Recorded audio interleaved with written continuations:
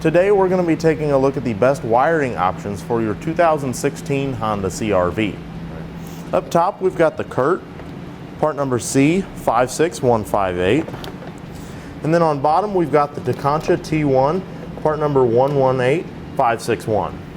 Now the first and most noticeable difference between these two is that with the Curt, on either end of the module box, you've got the wires already put in place and they're molded into the box.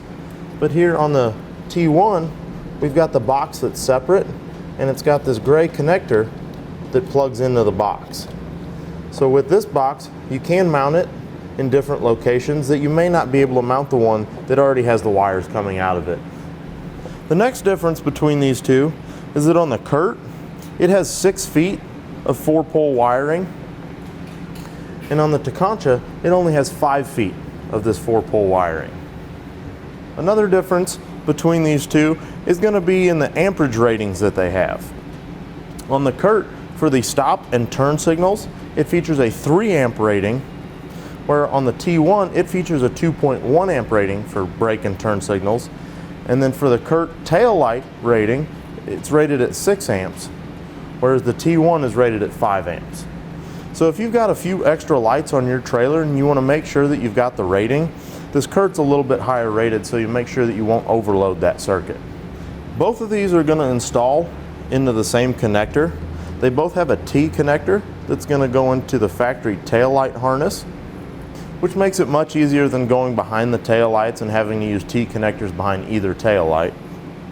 And they're both going to have a ground wire with a ring terminal and an inline fuse holder, which is going to help to protect the circuit, and in case something does get overloaded or shorted out, it should just blow that inline fuse. Both of them also have a separate 7.5 amp fuse that's going to need to be installed under the dash of the vehicle in the fuse box.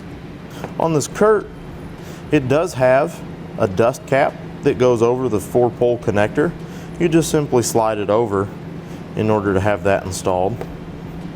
And on the T-One, it just has the dust cap that's molded into the 4-pole connector.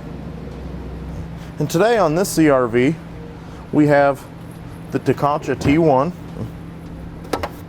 You can see that it just tucks down nicely alongside the spare tire. And with both of them, you'll pull them out of the trunk if you need them.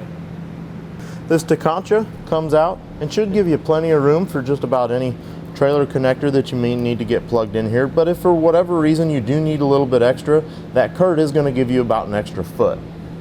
We hope this helps in the decision-making process for wiring for your Honda CRV. Click the link below to shop, learn more, or visit us at etrailer.com.